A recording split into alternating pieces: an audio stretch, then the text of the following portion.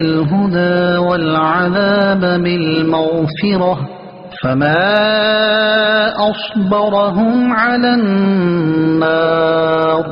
ترجمہ، یہی وہ لوگ ہیں جنہوں نے ہدایت کے بدلے گمراہی اور بخشش کے بدلے عذاب خرید لیا، تو یہ کتنا آگ کو برداشت کرنے والے ہیں۔ الذين اشتروا الضلالة بالهدى، جنہوں نے ہدایت کے بدلے گمراہی خرید لی۔ تفسیر صراط الجنان میں ہے، یعنی جو ہدایت و مغفرت یہ لوگ اختیار کر سکتے تھے، اس کو چھوڑنے کو یہاں فرمایا گیا کہ انہوں نے ہدایت و مغفرت کی جگہ ضلالت و عذاب خرید لیا۔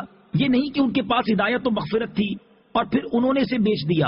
امام فخر الدین رازی رحمۃ اللہ تعالی فرماتے ہیں، دنیا میں سب سے بہترین چیز ہدایت اور علم ہے، اور سب سے بری چیز گمراہی اور جہالت ہے۔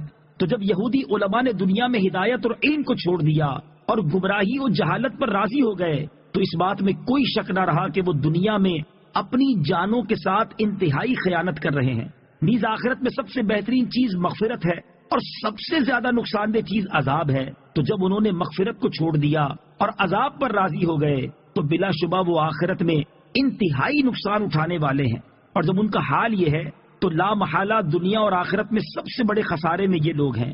اس آیت میں یہودی علماء کے بارے میں فرمایا گیا کہ انہوں نے مغفرت کے بدلے عذاب خرید لیا، کیونکہ وہ حق بات کو جانتے تھے اور انہیں یہ بھی علم تھا کہ سید المرسلین صلی اللہ تعالی علیہ وآلہ وسلم کے اوصاف ظاہر کرنے میں اور ان کے بارے میں شبہات زائل کرنے میں